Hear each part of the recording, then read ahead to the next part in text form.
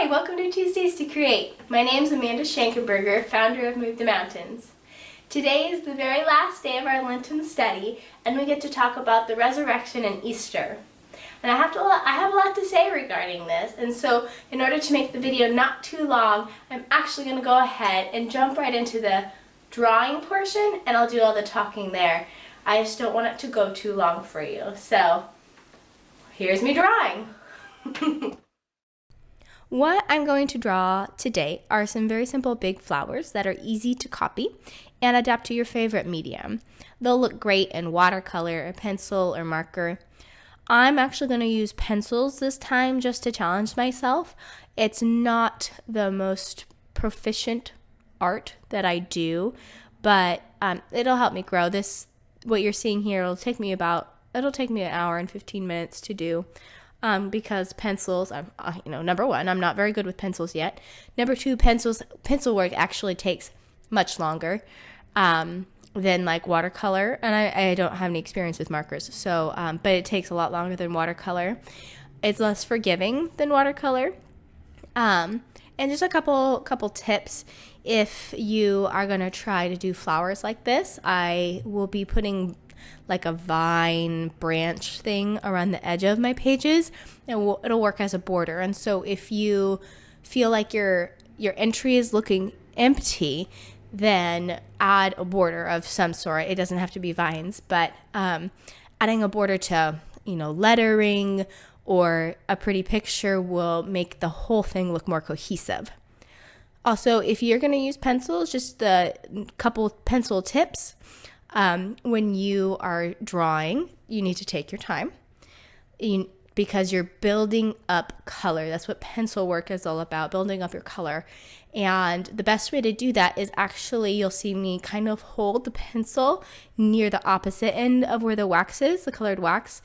And that helps me not put too much down so I can, number one, erase it if I need to. But that's what really brings the dimension to penciled work. Now, as I draw here, I actually want to go ahead and talk about the resurrection. And we have read all the accounts of it now in the Gospels. And you can pick whichever Gospel you want to draw your flowers in, if that's what you're going to draw. Now, here are some cool things we learned from Jesus after the resurrection. And they'll help us kind of understand what he gave us. Now, Jesus tells us that we have his authority, and that means for us to go into the world and proclaim his forgiveness of sins. This command is found in every gospel, for us to go as he went. That's our job. What Jesus did on this earth was what we're supposed to do. He is our ultimate example. Now, that's probably number one, like his top most post-resurrection command. Like you find it in every single gospel. So it's really important for us to go. And that doesn't mean you have to go to China. That means you go to work and you share the gospel. And sometimes a lot of people have a hostile work environment. And so you do it in small ways, and you pray about it, and you let the Lord lead you. Sometimes it just means inviting people over to your house, and you can do whatever you want in your house and they never have to come back. But spreading the gospel, spreading his life is his top post-resurrection command. That's what we need to be doing. Also, now, since the resurrection has happened, what Jesus promised before he was crucified had actually come like to complete fruition. Like the kingdom of God had like officially been planted at this point. And now Jesus is telling us it's our job to maintain it and grow it. Now, if you're wondering what God's kingdom is, it's just heaven on earth. Jesus was a bridge from heaven to earth, and what he did reflected the kingdom and God's heart. Now we are to do that. We are bridges from heaven to earth. And this is explained pretty well in Matthew 6. Jesus tells us how to pray, and that's God's kingdom come, his will be done on earth as it is in heaven. That's one of the things that makes us a bridge. This also means that all of those promises he made before he went to the cross are now ours to claim. If we are captive, he will set us free. Luke 4:18. All things are possible with God. Matthew 19:26. This one is really speaking to me right now with our housing situation going on. It's just crazy. I'm like, God, if you really want to get us the house, it's gonna have to be all you. What's another one? We will never thirst if we drink his water. John 4:14. We will have abundant life. John 10:10. We are now part of God's family. The resurrection is key to our hope. Not just that we will not taste death in the sense of being separated from God when we die. It's that we were dead in our sin and we are now breathing for the very first time. We are unshakable because we know God personally, and no matter what the world may throw at us, we know that we are treasured and worthy daughters of the Most High God. Why are we treasured and worthy? Well, because God says so. Because we know that Jesus died for us, and he was the Son of God. He died for us, and if that doesn't make us worthy or treasured, then I don't think anything will. Our worthiness is dependent solely on the blood of Jesus. That's it. There's nothing you can do to muck that up. That's just the way it is. And you have to start seeing yourself that way. The reason you're worthy is because Jesus spilt his blood for you. So tying all this together with the personal struggle you gave up for Lent, God sees you as the best you because of the sacrifice of Jesus.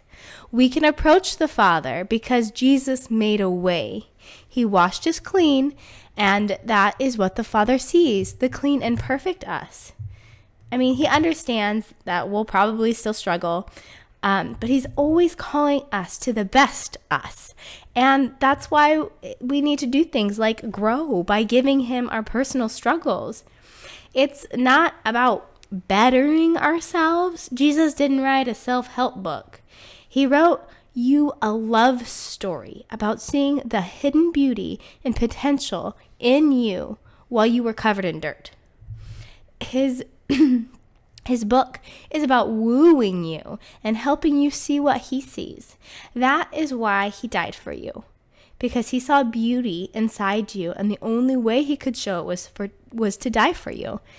And it reminds me so much of my story with my husband. He came from a very conservative Christian family, very sweet, loving, amazing family. And I was Gothic. And I seriously, to this day, I'm like, what did you see in me? Because he thought I was cute and he liked me. I wore black clothes. Sometimes I wore black lipstick. I had black short hair. Sometimes I wore spikes. I mean, like, I was not what you bring home to mom and dad. And there was something he saw inside me. And that is the same. It's the same thing that God sees in you. So I hope that whatever you gave up helps you see the true you a little clearer. Well, that completely wraps up our Lenten Bible Journaling Challenge study. As I said in the last video, with all this crazy house stuff going on for my family and I can't really begin a new quality challenge for you yet. So I'm going to take a break a bit and get my family ready to move. We still don't know where we're moving, but that's okay. I know God's got us, and he's got a specific place for us. I have no doubts. So anyways, I will probably start something back up for you in about 4 to 6 weeks. I hope this Easter Sunday is a family event for you, where you get to celebrate with like-minded believers and rejoice in the good news. And I want to encourage you to bring a non-Christian friend to church, your church's Easter service. Now, in order to actually bring somebody along, it means that you probably have to ask several people. And you can tell them about the events that your church is having to bribe them, especially if they have small children. Like, oh, we're going to have an Easter egg hunt and that sort of thing. That'll bring them in. But if they don't, then you're going to have to maybe be a little creative. Maybe take them out to lunch afterwards.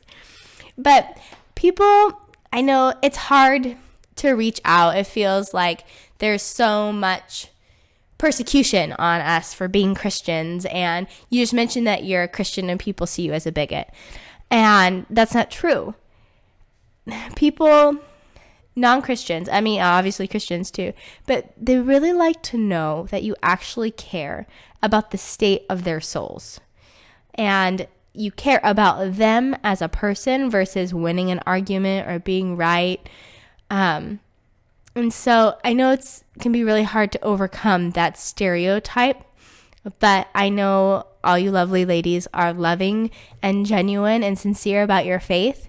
And so you let that come across instead of what you are fearing that's going to come across. So I really want to push you to be uncomfortable and share the gospel with somebody and invite them to your Easter service. As always, if you're watching this video on YouTube and you found it helpful, please give it a thumbs up and shout out to me in the comments. If you're watching it in your email, thank you very much for subscribing to Tuesdays to Create.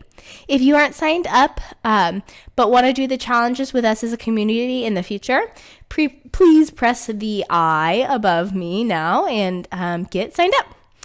If you're curious about the Bible or the pencils I used in this video, you can check out my Etsy shop at movethemountains.etsy.com.